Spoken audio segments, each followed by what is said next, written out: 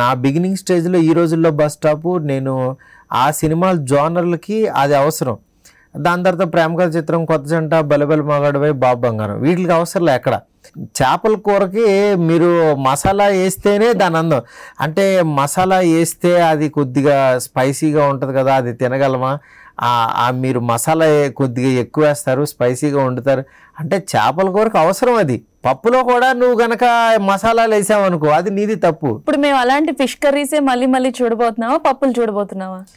నేను ఆ fish curry ఒకసారి వండే అంతే, ఇంక మళ్ళీ వండదలుచుకోవట్లేదా? వండదలుచుకోవటం అంటే నేను అసలు ఫస్ట్ నేను తీసిన సినిమాలో మళ్ళీ సినిమాలు తీయను. ఫస్ట్ నేను ఒక జోనర్లో సినిమా తీసా, ఇది ఈ రోజుల్లో బస్ స్టాప్ అయిపోయింది. దాని తర్వాత హర్రర్ ప్రేమ కథా చిత్రం తీసా.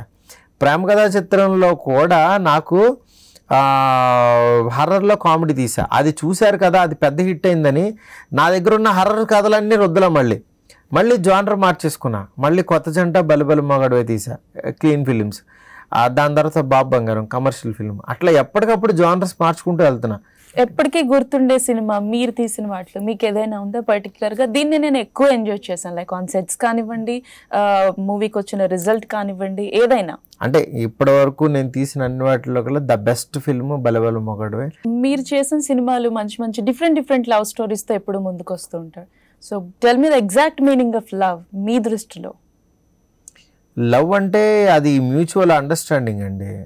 లవ్ ఇన్ ద సెన్స్ అంటే నేను ఒకళ్ళని లవ్ చేస్తున్నానని చెప్పి నా ప్రేమని భరించమని వాళ్ళని ఫోర్స్ చేయకూడదు, అది లవ్ కాదు.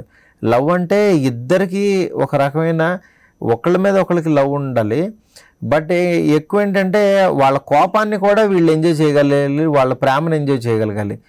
ఎప్పుడైనా ఎక్కడైనా మీ చేతిలోనే వార్తా ప్రపంచం, మీ మొబైల్లో, మీ కంప్యూటర్లో, మీ టీవీలో.